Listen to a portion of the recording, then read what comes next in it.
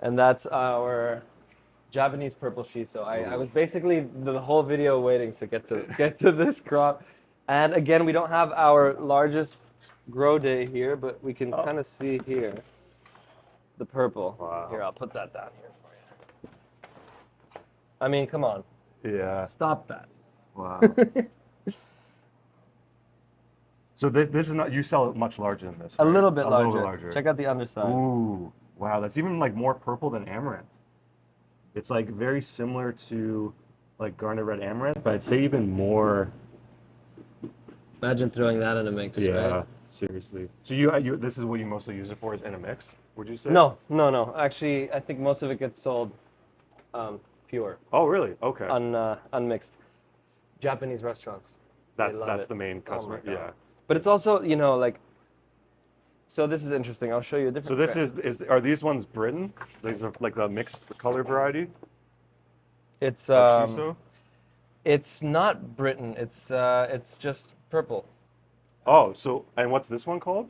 They're the same. It's all the same. No. Oh, really? So Yeah. they because I never grew shiso. So it goes from that to this as it So the matures. cotyledons are green, Oh, I see. Okay, and then they're just it's really the small. true leaves. Yeah. But it is a delicate balance between daily light index, so basically intensity of light, and nutrients. Because if they have too much nitrogen, they're gonna flush out big, Yeah. and they're not gonna get red enough. Interesting. It's almost like the sun is baking them red, Yeah, or the yeah. light is baking them red. So you need to let them grow slow Slower. enough to get red by the size that you want them to. It's a whole different formula with shiso. Yeah. Similar- I wonder if that's because I don't know if you're like mustards and stuff. Like if the temperature's too high, they grow faster and they're less red.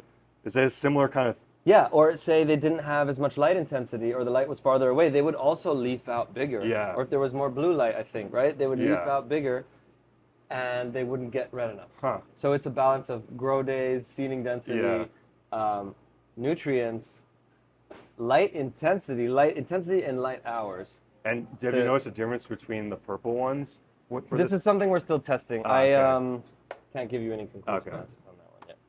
top secret. There are differences, of Yeah, course, yeah, because yeah. it's a different different light. light, yeah. Yeah. How would there But not not be? enough to make a decision yet. Okay, but this flavor, I will just comment on real quick. Shiso is one of the most unique microgreen flavors. I mean, okay, now you've seen how beautiful it is, but it's also, It's a get- hard one to explain. yeah, and I like to say cumin because it has this interesting Middle Eastern spices thing. Yeah. And I've asked so many chefs, and this is kind Yeah, of a conglomeration of all of these opinions and kind of what I'm tasting here. So it's like, but it's also got these little berry, floral, something sweet is in there. The color, the eye tastes too in a way, right? And so Yeah. the color is definitely adding to that. For sure. If we look at our green shiso, which I don't know if we have any right now, it's much more herbal, much more fresh, much more citric. This one is much more like fruits of the forest, grounded. Yeah, Spice. what a interesting. Spice. Yeah. And but really what it tastes like is shiso. It's shiso flavor. Yeah. That's what's so cool about the natural world and herbs and produce is that they really all have their unique essence and flavor. Like there's so many things that you can create artificially, right? Yeah. But the organic esters, the organic compounds that are in plants are so unique. And they feel different. It's like fruits, right? Like you eat a fruit versus like a candy. They're both can be really good, but there's a difference in the complexity of flavors of like plants and fruits especially when they have good nutrition. And imagine how that's interacting with your body, right? Yeah. I mean, think about this concept of like eating local, not in like, okay, that's what the farm down the street is growing, but like the things that are around us are the things that can really support our bodies, our physiology. Yeah. That I always think it's a funny example is like honey, right? Local honey. Yeah. That's where the bees are taking nectar from local flowers.